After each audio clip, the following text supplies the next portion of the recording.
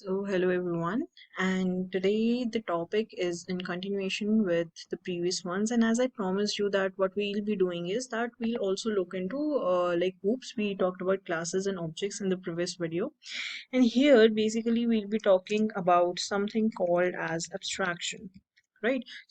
We will also talk about inheritance, encapsulation, and everything, right? Duck typing, everything in the upcoming videos. But as of now, we are going to do something called as abstraction. Now the question arises is that what basically is abstraction, right?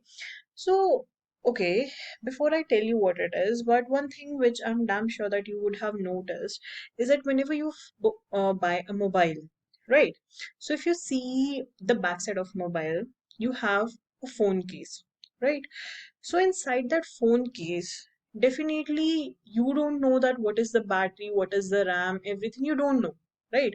So in short, you don't know any background detail. How what you know is you just see the case, right? What which kind of protects, or which kind of you can say hides all of those. Now why are they hidden? They're hidden because you need not to see them, right? Because as you are just end user, right, you need not to know about how RAM is functioning, how battery is functioning. You need not to know. Take another example: computer, right? So if you talk about computer, inside a CPU, you don't know what it is. Yeah, that is a different story if you are a computer student. You know that. But let's just talk about a layman, right? Let's just talk about someone who doesn't have any knowledge of programming, doesn't know anything about computers. So they don't know that what exactly is inside that small stupid box, what people say, right?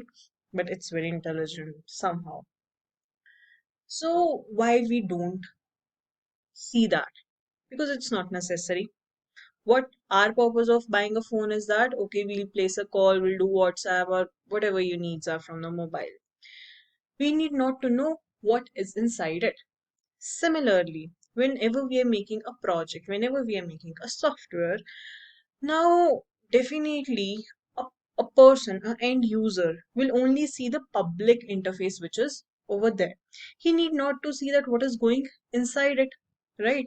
So this is also real life, right? So as I talked about in the first lecture, that oops basically tries to bring your programming closer to the real world, right?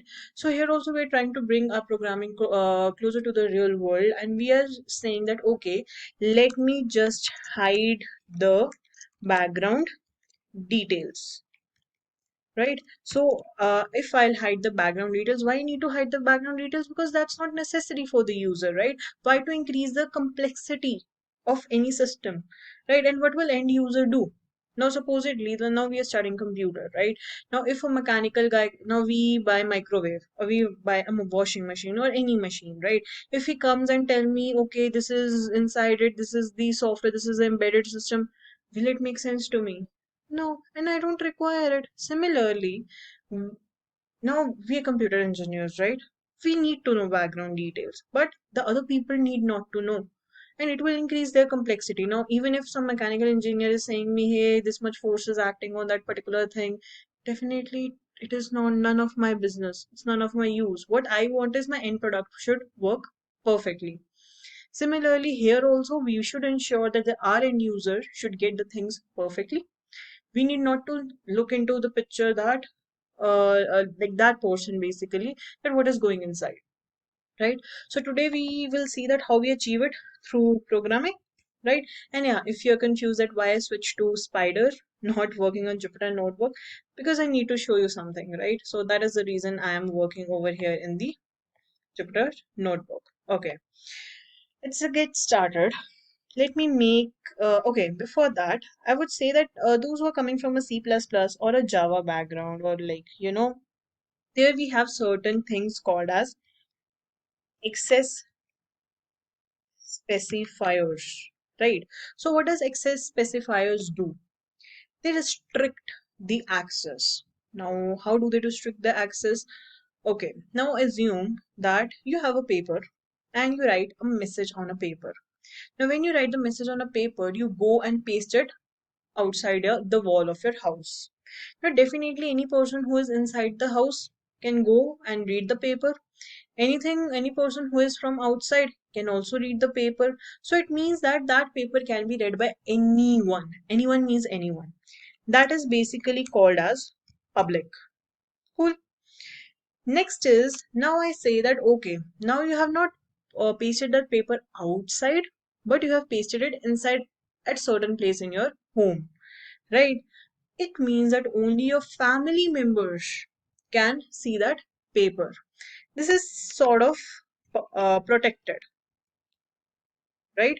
It's not exactly this, but I'm just trying to tell you that what these public, protected, and private are, right? So last one is private. In this, what you go is that you go and you paste that paper in your room. And I am assuming that nobody enters your room, right? That is private.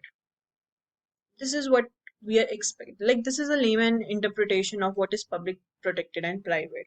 Now why I'm using it, because definitely in programming, why I'm using it, because in my programming sometimes I don't want that my variable should be used outside. Why? Because maybe they are sensitive, right? So if that message has some sensitive info which you were pasting, definitely you won't want that okay, some outside person should know about it, say that they are property details. So you can paste it in your home, right?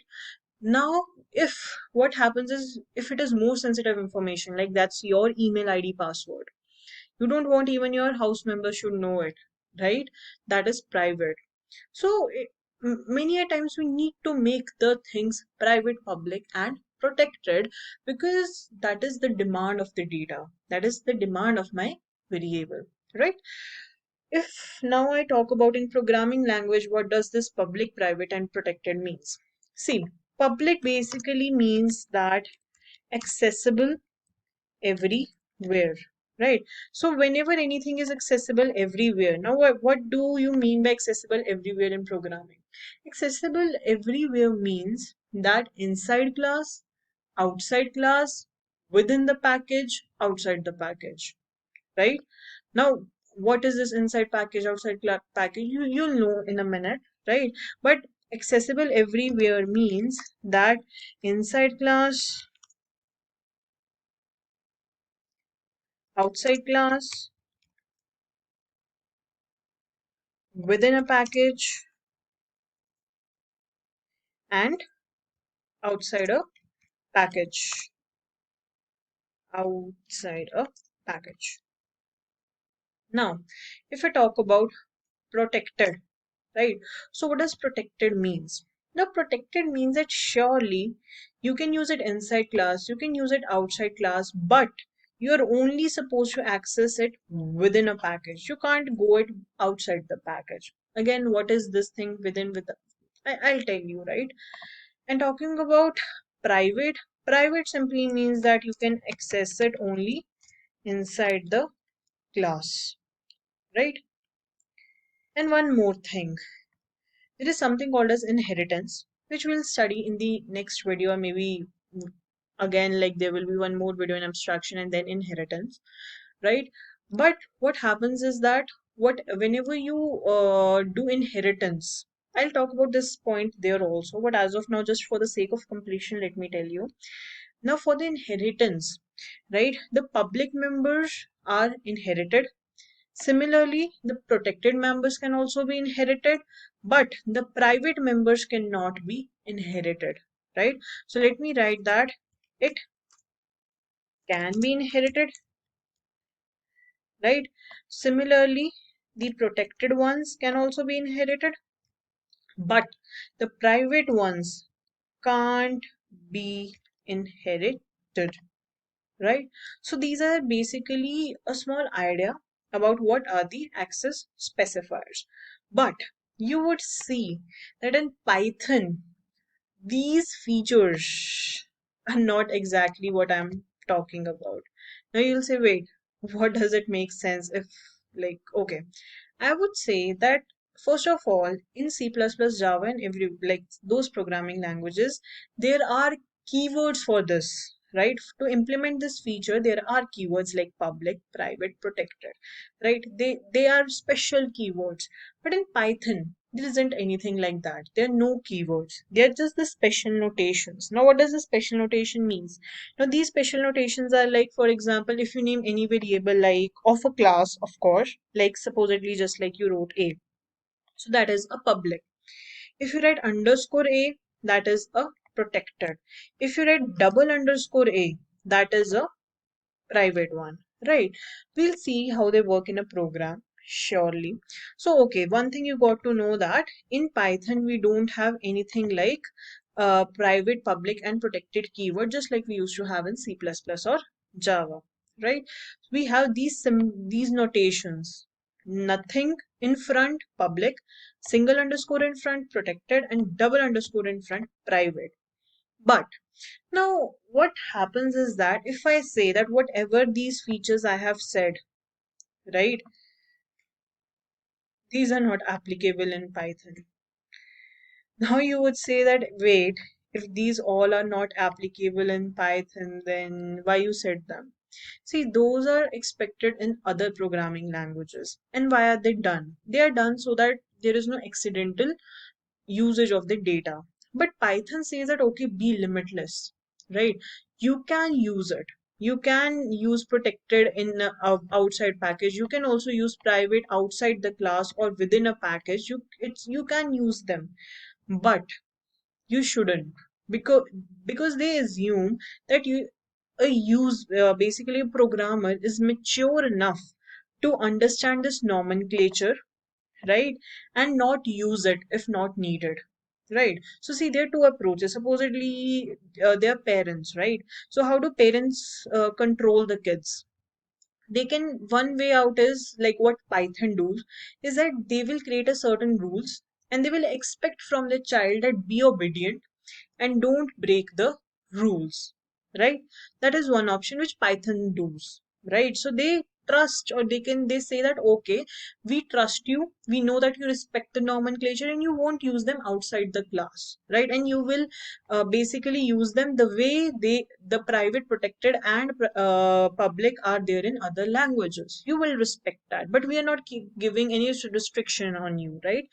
But other sort of parents can be, what you do is supposedly they made a certain rules for you, right? If supposedly you break that rule, say that they slap you, right? That is what other languages do, right? That is, they will show an error if you try to break the rules, right? But Python is like, no, we have just said to you, you don't do it. That is something which, that will make more sense to you in the upcoming video. But as of now, this is a bit a theory for that, right? So we'll see that how it all works, and I hope you like the video. If you like it, so like, share, subscribe, whatever you want to do, just do it, and have a good day. Thank you.